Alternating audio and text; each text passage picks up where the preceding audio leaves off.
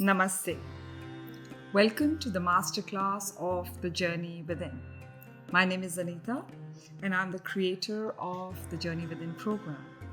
In this masterclass, I will share with you a little bit about myself, a little bit about the program, and hope to leave you with one of my favorite insights from ancient Indian wisdom, which you can apply in your life straight away. The Journey Within program is a culmination of my own journey so far.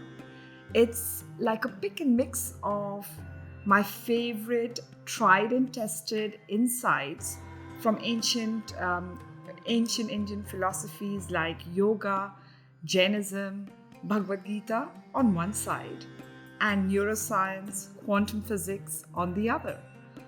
Famous poets and philosophers, both old and new. And of course, a lot of persons sharing of own life experiences, both of my own and those around me who inspire me. Nothing in this program is theoretical. Everything has been learned, applied, and I've benefited from it in my own life.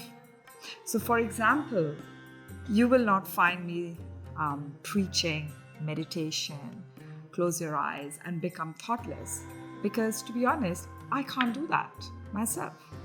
However, you will find me encouraging you and offering you some guided meditations which will guide your mind to a better feeling, better healing state.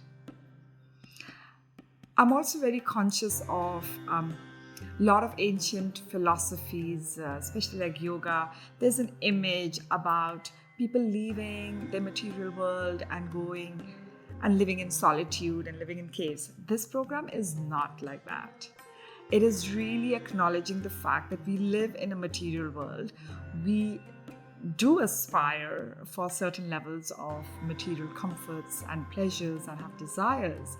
It's really designed for a householder like myself and yourself. It's designed for a householder whose aim is to find balance, find fulfillment and joy in all our pursuits, whether they are materialistic or whether they are spiritual.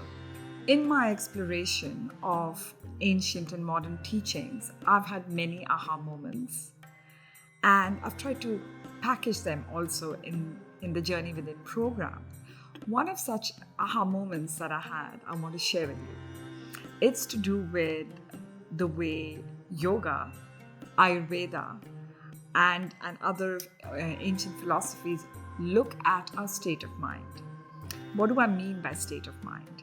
So state of mind is the quality of thoughts that we are entertaining in our mind, that impact the way we react and respond to situations, the feelings that we have.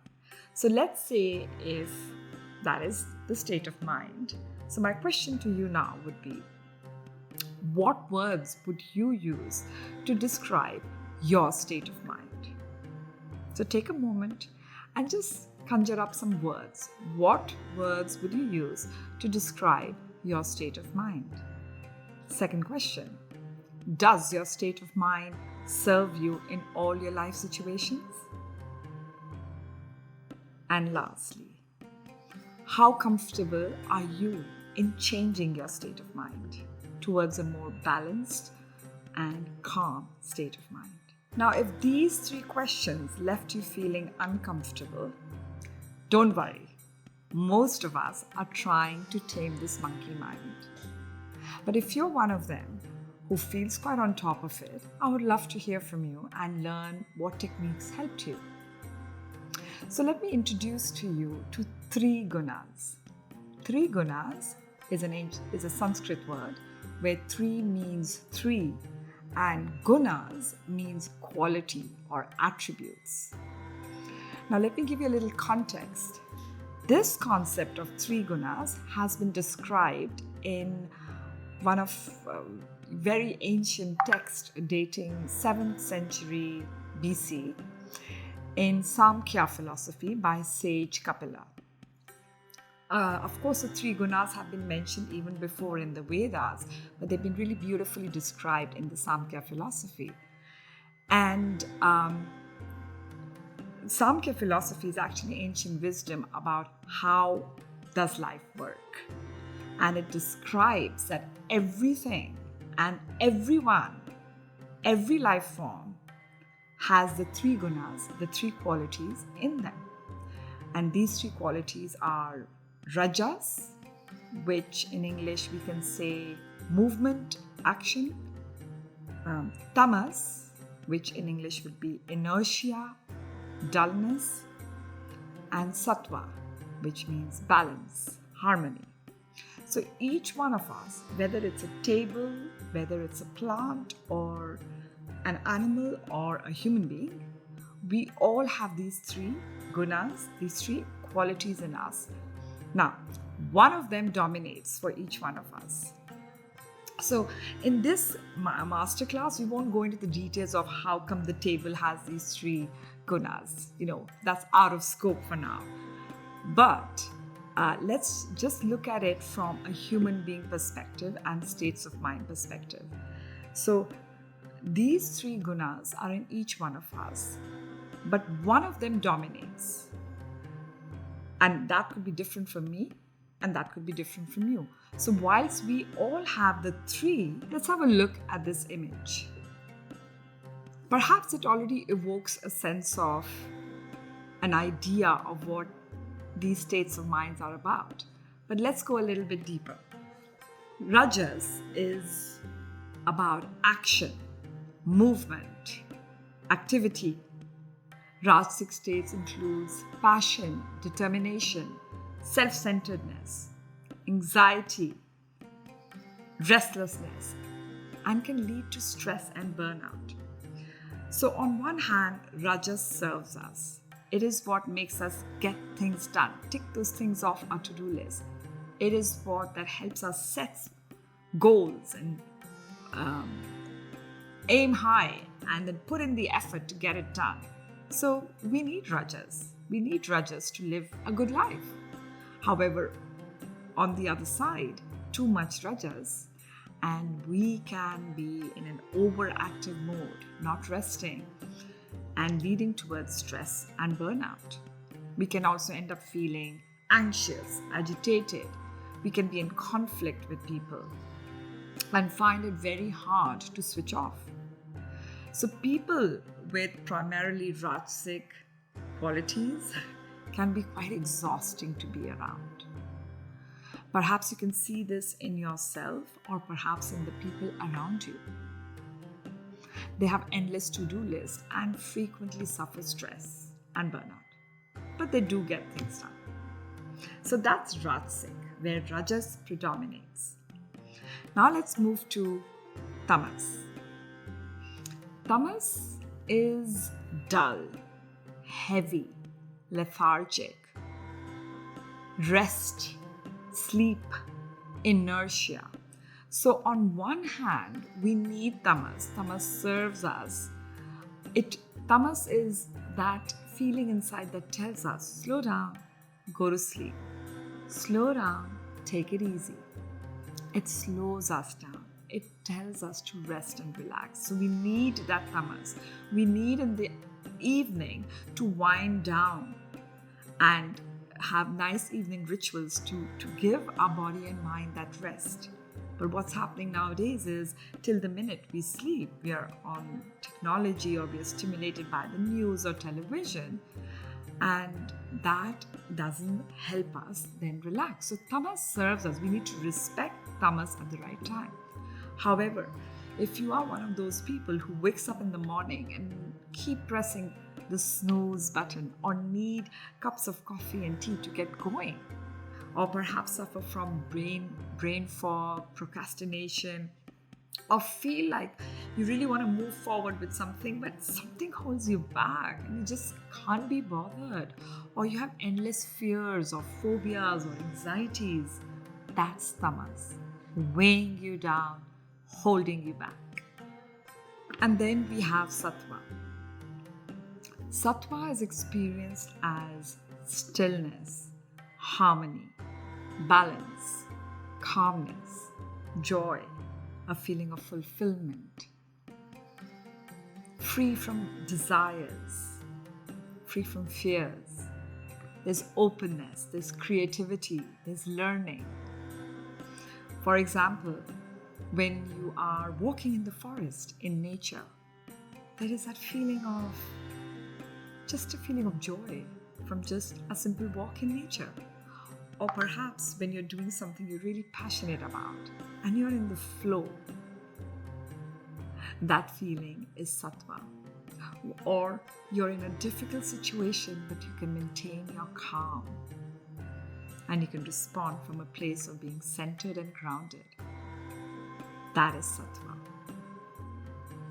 Now, so these, and we have it all. So even though you feel, oh, I really relate to the Rajasic state of mind or the Tamasic state of mind, the good news is that we have them all. We have all of these three gunas.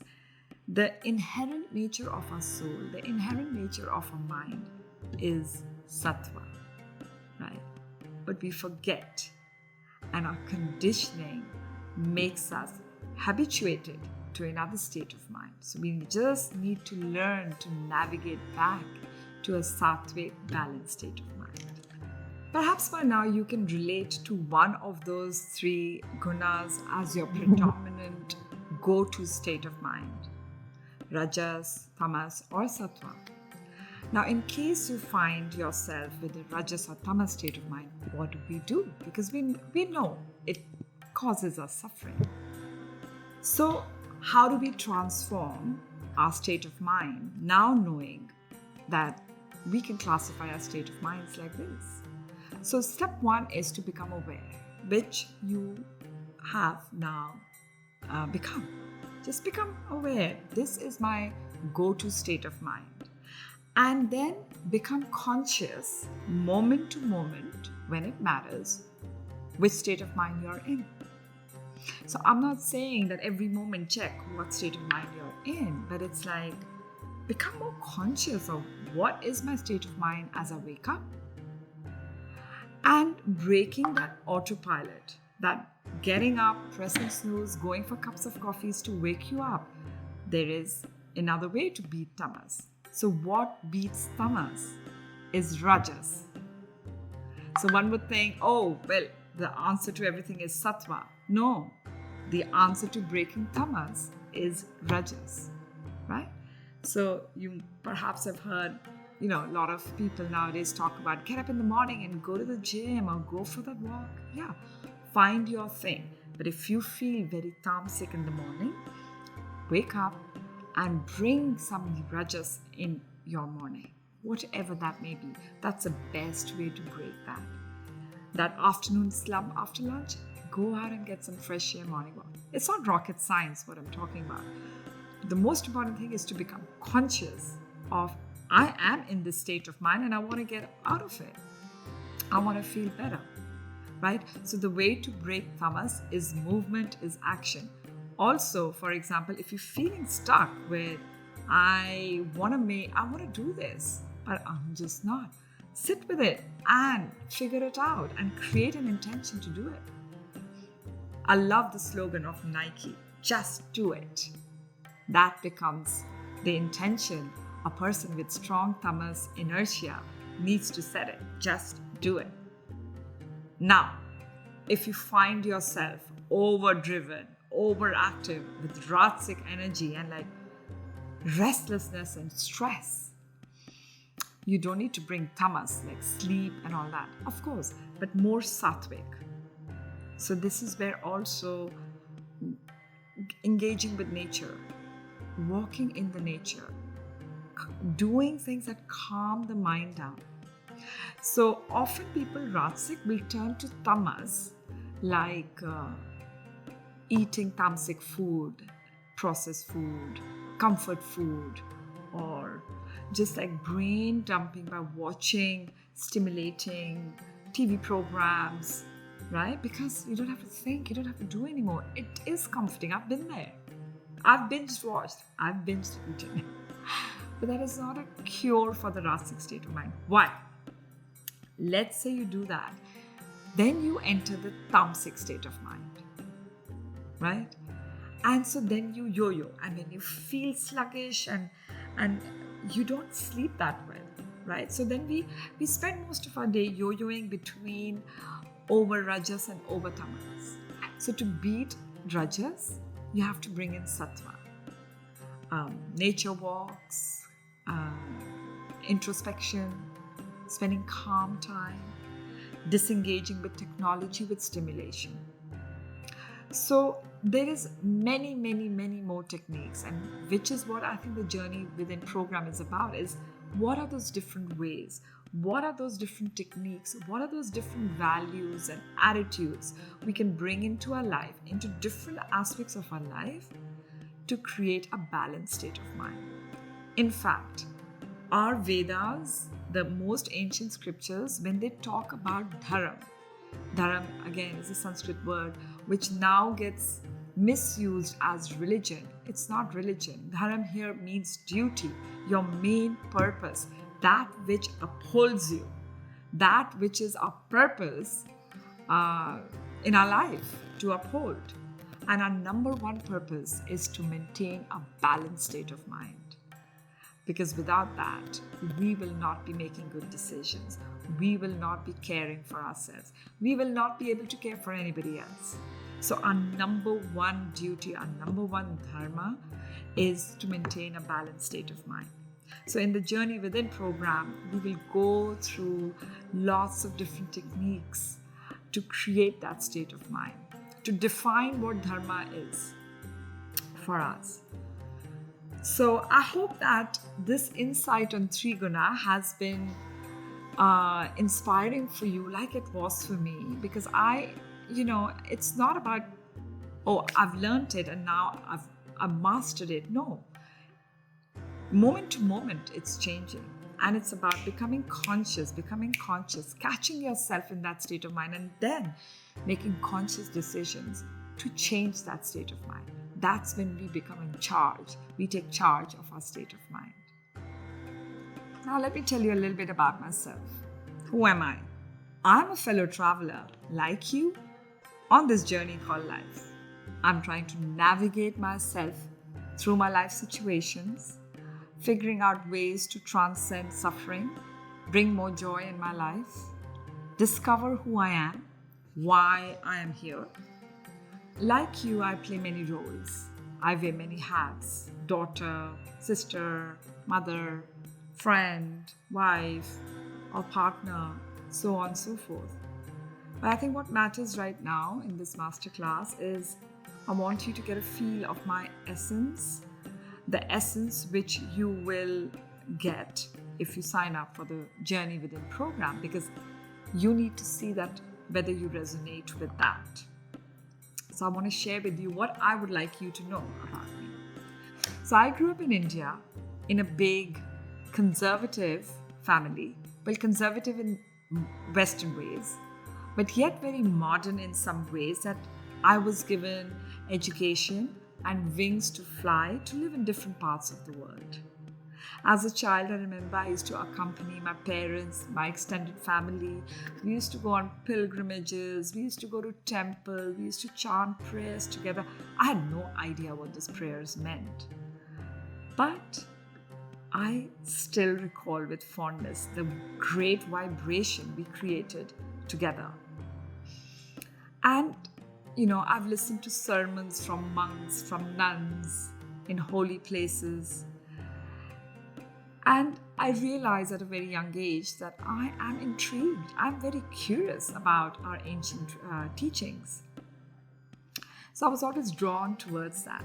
But of course, then I grew up, fast forward, enter the adult, very Rajasic life of career, of relationships. And soon I was lost in that Rajasic world, that yo-yo between the Rajas and the Tamas. I was a workaholic, and I was, chasing that, trying to create that perfect life. And of course, as comfort, resorting to food and indulging in retail therapy, name it. So it doesn't matter what, but there was that yo-yo between Rajas and Tamas. And even in relationships, the realization that there is the ease wasn't there. at work, like that ease at work, at relationship. And there came a point where I was like, there's more to this. Life needs to be more at ease. I was a strong believer that we are tested in life and suffering, painful situations can come, but we need to be able to be on top of it and navigate ourselves through it. So I suddenly wanted to understand how I can do that. So I turned to different schools to learn, and what really resonated with me was the ancient teachings of Jainism, of yoga, from Bhagavad Gita. As I mentioned before, both ancient and modern, neuroscience, quantum physics. I was inspired by the poets and philosophers, and of course the sharing from all the people around me, their personal experiences. So that's when it was like I was having an upgrade to my operating system, where my operating system was my values and beliefs that I grew up with.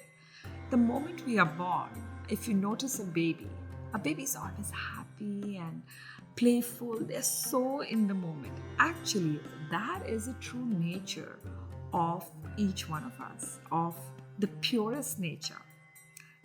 In the moment, playful, joyful. There's no judgment in who's in front of us. We don't judge anybody by their caste, money, achievement. We're just happy. Have you noticed that babies, when they look at you, they just smile?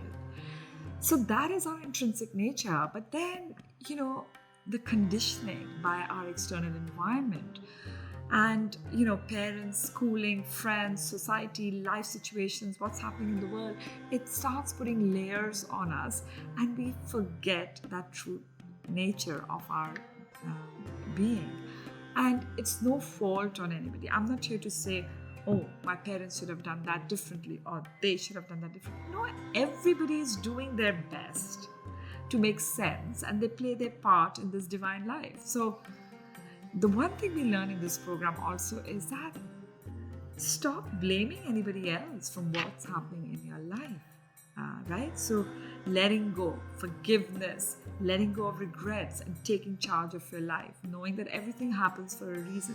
So anyway, when this operating system or these layers of beliefs that make us forget our true nature, and then you grow up, and when you start searching for solutions, it's really about taking off those layers one at a time to rediscover yourself. It's almost like going on a pilgrimage to a holy place within, where you reconnect with that essence, where you can be at joy, feel fulfilled no matter what is happening around you, to come to the eye of the storm. Now, I was very fortunate that at a good time, before I made drastic changes in my life, I found these wisdom and I started applying in my life. And over time, my whole life experience changed. What happens is, if you don't go through this journey, we often have band-aid solutions. We will break some relationships or leave that job or move countries, make changes in our external environment, and soon to find the same pattern repeating itself in the next relationship, in the next job. The key is that we need to do that inner work. We need to upgrade that operating system, just like we do with our phone. Every now and then, our phone needs to be plugged in and there's a software update. It's the same thing for us. When is the last time you consciously upgraded your operating system? Now, I'm sure that we all have had aha moments where somehow we had an insight. Smell dog, Zoe. We had an insight where we realized, that and applying that insight will change your life experience. We leave that to chance. So this is about consciously upgrading your operating system. So there were two fundamental questions that I felt were becoming answered during my journey. Who am I really? If I remove all the roles I'm playing, who am I really deep inside? And secondly, how do I wish to experience my life? And getting more clarity into those two questions has brought me to this point where I feel that, it doesn't mean that I don't have challenging situations or suffering is not there, but I feel more in control. I feel more, I have techniques to look at situations and not fall into rajas or tamas due to them. So trying to maintain that balanced state of mind. So I want to share with you a quote from one of my favorite poets, a Sufi poet, Rumi, and I'm sure he's probably many's favorite. And his quote that I read is, "Journey from the self to the self and find the mine of gold.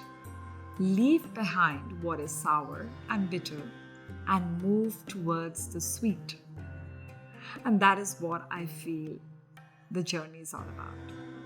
So the journey within program is comprised of 3 mini journeys. Starts off with anatomy of a yogic life, where we cover the foundations, establish the fundamentals of how yoga and other ancient wisdom look at life. We define universal operating system. So what are those values and beliefs? In yoga, we call them yamas and niyamas. We really understand them. They are our universal operating system. What most of us, all of us, should be applying in our life for that sattvic state of mind. We understand why do we suffer? What are the obstacles to happiness? And how do we look at ourselves? So are we just, if you look at pure anatomy, it's muscles, bones, blood, etc. Or is there more? And in yoga, we have the 5 layers of beings, what we call koshas. So the first anatomy of yogic life is about understanding all this. The second journey from karma to dharma is all about understanding the law of cause and effect, as it's called in English, or the universal laws of karma. Understanding why things are happening to me, why twins born to the same parents can have different lives. And how do we move from a state of helplessness and saying, oh, this is in my destiny, to a state of empowerment where we feel we can control how things are unfolding for us. So it's about moving from blaming it on karma to taking more dharmic, sattvic actions in life. The third mini journey is reboot your life. Well, not that dramatic, but it's about really applying everything that we've learned, and in especially the relationships that we have. And by relationships, I don't necessarily mean the romantic ones, all the relationships in your inner circle. How can we apply these in your life? I'll give you one example. Perhaps in the class, you heard, not seen, my Labrador dog walking around me. I was not very keen on having a dog, but my family really wanted, and bottom line, they got the dog, and I was not comfortable with it. I grew up in India with street dogs around. I was scared of dogs, and in my own house I found myself scared. It took me a good 8 weeks of turmoil to move from a state of fear and resentment to a state of love and acceptance and commitment. And now Zoe, my dog, is not a dog, she's my daughter. I look into her eyes and I see my daughter. And this was a result of me consciously applying what I've learned from these teachings. So the third one, the Reboot Your Life, is really looking at each and every relationship in your inner circle, the one that matters, and trying to see how they can be more sattvic, more joyful for the greater good. Okay. And this is the one where, so as you remember in the first one, we talked about universal operating system. In this one, we fine tune and bring out your uniqueness, because nobody is special, but each one of us is unique. Like you have your unique fingerprint, your DNA is unique, the same way your soul, your life right now, you have a unique reason to be, and you have a unique purpose to fulfill, to live out.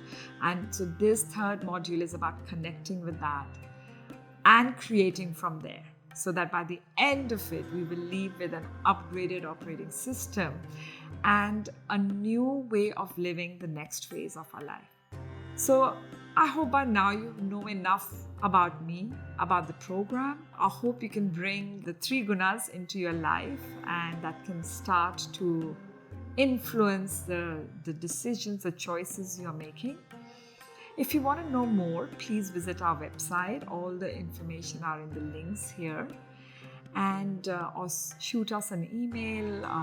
We'll be happy to answer your questions. And I do hope that you will join me in this journey that we will share together. Here's wishing you a great day. Thank you.